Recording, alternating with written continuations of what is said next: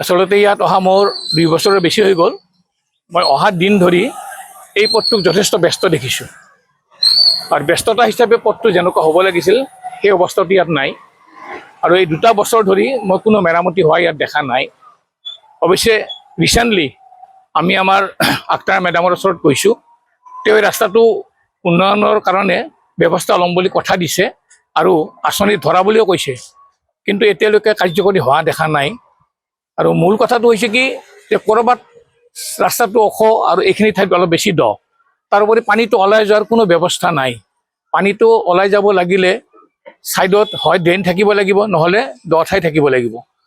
আৰু এই ৰাস্তাটো এতিয়া বিশেষকৈ টোল গেটখন হোৱাৰ পিছত বেছি ব্যস্ত হোৱা দেখা গৈছে। বেছিভাগ প্ৰাইভেট গাড়ীয়ে টোল গেটটো এৰাই চলাৰ স্বাৰ্থত মাজগাঁও হৈ ভৱানীপুৰ হৈ ওলাই গুচি যায়, গতিকে গইলাৰ টোল গেটটো তেওঁলোকে স্কিপ কৰে।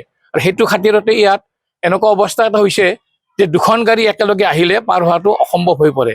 তাৰোপৰি আমাৰ এই অঞ্চলটোত যিহেতু ই ৰিক্সাৰ যাতায়াতো আটাইতকৈ বেছি, বহুবাৰ আমি এনেকুৱা দেখিছোঁ যে 2-4খন ই ৰিক্সা ইয়াত পাল্টি খাই যায়, কাৰণ এটা ছাইড দত পৰে, আনটো ছাইড ঔষধ থাকে।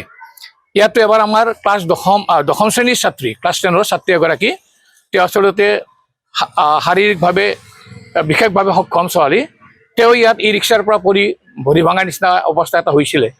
আমি বিদ্যালয়ৰ ফালৰ পৰা অলপমান শিল বালি দিয়াৰ ব্যৱস্থা কৰিছিলোঁ, কিন্তু সেইখিনি আমাৰ বিজয় ছাৰে কোৱাৰ নিচিনা যে এপাচি শিলত এটা জালুকৰ নিচিনা, সেইখিনি একো কাম দিয়া নাই। আৰু যদি আমি অন্ততঃ 2-4 ট্ৰেক্টৰ বা 2 ট্ৰাকমান চেণ্ড গ্ৰেভেল দিব পাৰোঁ, তেতিয়াহ'লে এই পানী বন্ধ হোৱাটো ঠিক হ'ব। আমাৰ ছাত্ৰ ছাত্ৰী অভিভাৱক তেওঁলোক আহি ইয়াত ছাত্ৰ ছাত্ৰী নোমোৱাত যথেষ্ট অসুবিধা পায়, তেওঁলোকে ইয়াত ৰৈ থকাটো অসুবিধা পায়। ৰাস্তাৰ ছাইডত থিয় হৈ থাকিলে গাড়ী মটৰ পাৰ হৈ গ'লে পানীৰ ছিটিকনি পৰে, লেতেৰা হয়।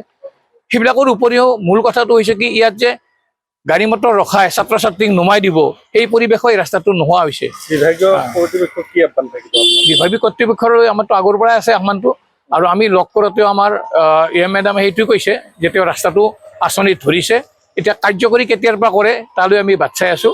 এইটো বছৰতে যদি হয় আমি সুখী হওঁ। এইটো প্ৰায় 3-4 বছৰ ধৰি এনেকুৱা আছে, কিন্তু এই 2 বছৰ ধৰি বেছি হৈছে, অহা 2 বছৰত বেছি হৈছে।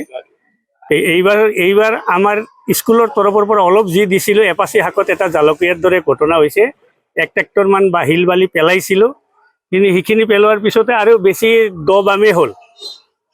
গতিকে মই আশা ৰাখিছোঁ যদি আমাক এই ছাত্ৰ ছাত্ৰী গাৰ্জেনবিলাকৰ সুবিধাৰ্থে ইয়াতে কিবা এটা যদি ব্যৱস্থা কৰা হয়, অন্ততঃ কিছু যদি চেণ্ড গ্ৰেভেলো দিয়াৰ ব্যৱস্থা কৰি দিয়ে, আমি নথৈ কৃতাৰ্থ হ'ম।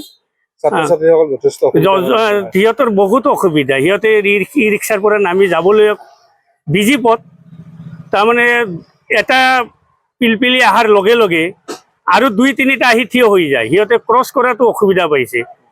এফালে গাঁত, এফালে পানী, এফালে পিলপিলি, এফালে মটৰ চাইকেল, মানে এইটো ইমান বিজি পথ। মইতো ভাবিছোঁ এইটো এটা কলিকতা চহৰৰ দৰে বিজি পথ, এই ৰাস্তাত ইমান বিজি। তাৰে মাজেদি স্কুলৰ সন্মুখত এনেকুৱা গাঁত সৃষ্টি হোৱাত বিৰাট অসুবিধাৰ সৃষ্টি হৈছে। আমি এইটোৱে আশা ৰাখিছোঁ আপোনালোকৰ নিউজ চেনেলৰ যোগেদি এইখিনিয়ে ক'ব বিচাৰিছোঁ, যে এই ৰাস্তাটো যদি অলপমান মেৰামতি কৰি দিয়ে তেনেহ'লে আমি নথৈ আনন্দিত হ'ম, আৰু আমাৰ ছাত্ৰ ছাত্ৰী, শিক্ষক, অভিভাৱকসকলৰো যাতায়াত কৰাত বা অহা যোৱাত সুবিধা হ'ব। এইখিনি